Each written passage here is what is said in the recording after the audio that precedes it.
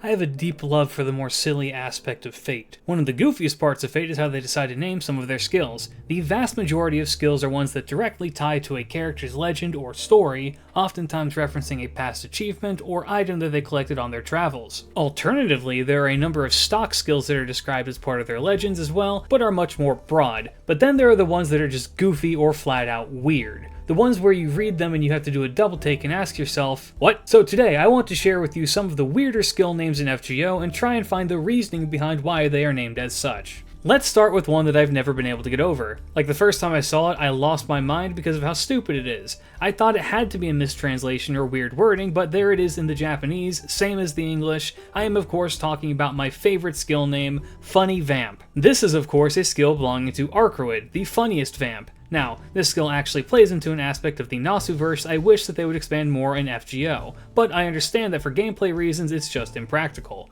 Funny Vamp is what her class is supposed to be, not Moon Cancer. It is localized as Temptress, and I swear to God if they call the skill Temptress in NA, I'm going to start a petition. The Temptress class is one that is noted for its draining ability. This can be the draining of lifeblood vampire style of a man or woman until there is nothing left, a life eater stealing away their vitality, or a financial disaster able to lead an entire country to monetary destitution.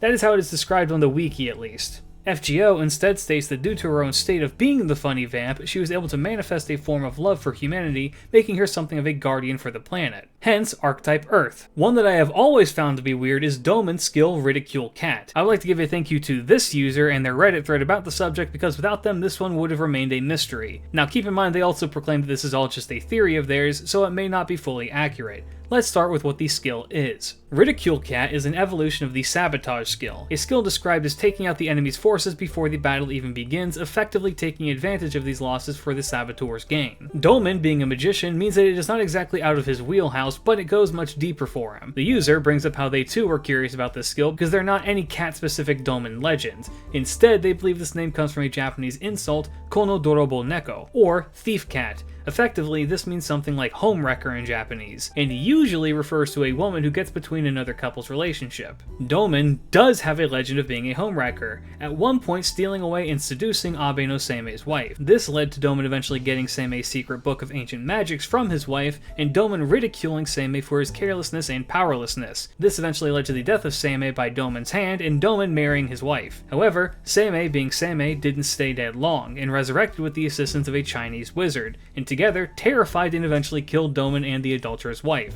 The post comments that despite Doman being primarily male in appearance, his personality is much more of a femme fatale type, and as he is gender unknown, he could still fit in as being a womanly homewrecker. The other point that they posit is that Doman has a very cat-like personality, and that in an original design he actually had a hood with mock cat ears. This would make him similar to a Bakeneko or Nekomata, and also pair well with Seimei, who is half kitsune. Foxes are a predator for cats, often preying on the young, sick, and old. Great theories both, I will have the full thread linked down below, it's a good quick read. Our most magnanimous and generous emperor of the Imperial Kingdom of China, Shi Huang has a number of skill names that out of context are bizarre. All books must be burned and all scholars must be buried are both skills that are in direct description with the emperor's reign. Shi Huangdi was the first recognized emperor of China, and to build that title and maintain it he had to perform some heinous tasks. One of the biggest roadblocks in anybody's political career is dealing with people smarter than they were, and people knowledgeable about the past. Confucianism and its teachings were viewed as being in direct conflict with the kind of empire Shi Huangdi wanted to form, as his ideology was on the side of what is known as legalism, which is significantly more complicated than I have time to get into right now.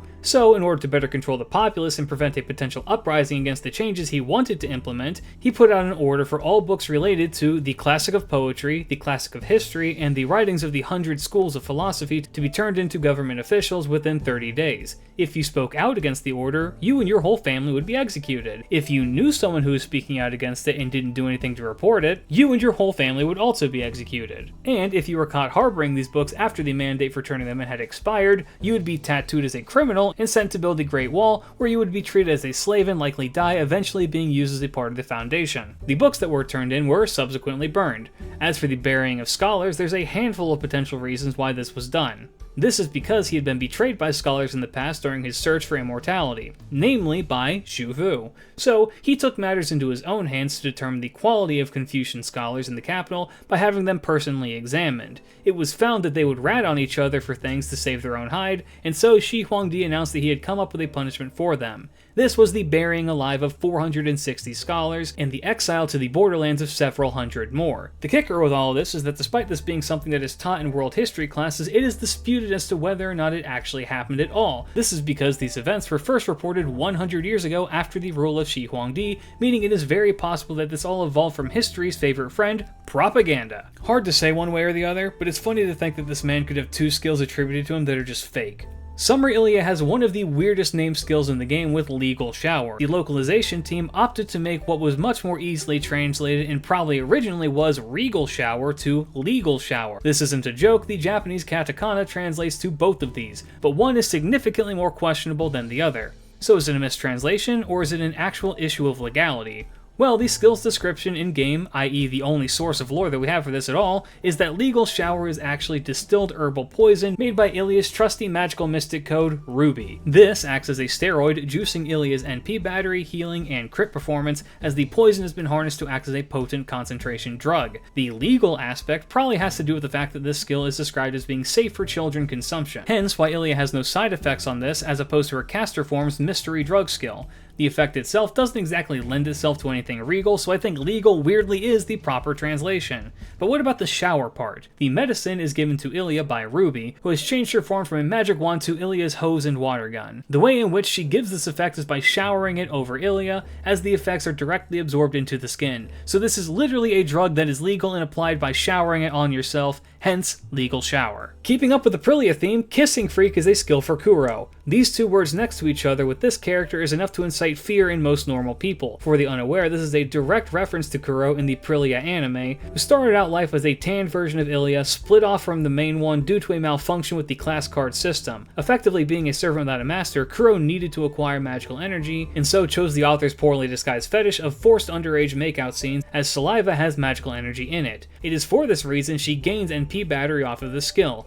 After the buff, the reference gets even deeper, being that the most compatible target of assault by the Kissing Freak is her origin point, Ilia, allowing her to increase Ilia allies' buff success rates. Another one of my favorite name skills ever, Bewitching Rosy Cheeks, belongs to Xuanzang. It is a taunt skill that in lore makes the person in possession of said cheeks irresistible, not to normal people, but to demons. The sheer level of beauty and cuteness mixed together in them makes it so that demonic entities just want to bully her. This is of course evident in her own legend, as all of Xuanzang's companions are monstrous beings on the outside. My other theory is that this skill very likely comes from the fact that in many adaptations of Journey to the West, Sanzo is either played by a woman or just straight up turned into a woman, not too dissimilar to how Peter Pan is often played by a woman in theater. So it is very possible that this skill is meant to represent that as well, marking how Sanzo is all around described as a beautiful young man. To put it bluntly, local monk so cute that she has to be bullied. Moving on to some passives, we have Territory Creation Wabi and Madness Enhancement Sabi, two unique passives to send no Rikyu.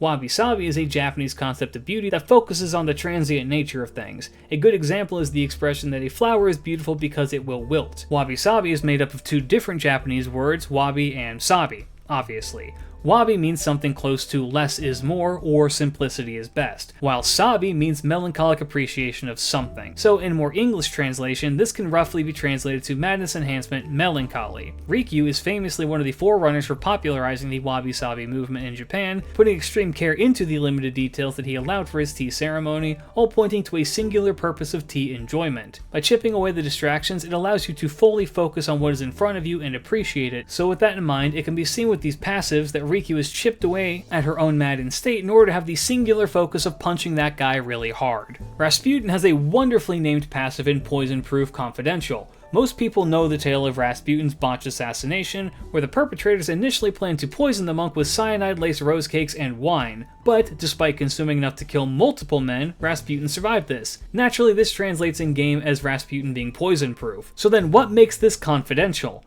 Well, one possible reason is that he isn't actually poison-proof, but rather cyanide-proof. At one point, near the height of Rasputin's notoriety, there was a different attempt on his life and a much more straightforward one. A woman with no nose approached Rasputin in the guise of a beggar, and Rasputin, who actually treated the peasant folk decently well given his own roots, reached into his pocket to give her some coins. As he did so, the woman plunged a dagger into his stomach and fled. This led to Rasputin needing a section of his small intestines removed via a janky surgery. This wasn't public knowledge at the time, though the assassination attempt was. The theory runs that Rasputin was able to survive the poisonings because of his missing intestines, as his body did not process the cyanide in a way that would be immediately fatal, though he did exhibit symptoms of the poisoning. So the confidential aspect comes from these conditional parts of his history, probably. An honorable mention goes to a pair of servants that share a close bond and two of the same passive skills. These passives are not uniquely named, but they were given additional descriptions that are worth bringing up: Alco and Alice.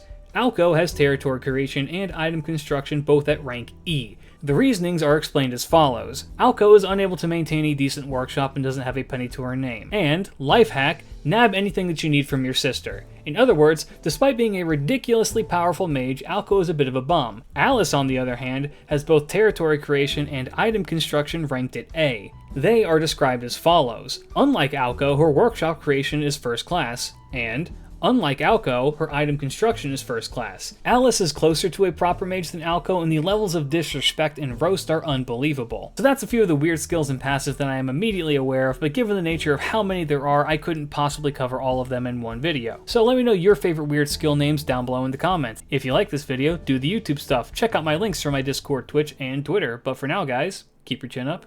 Peace.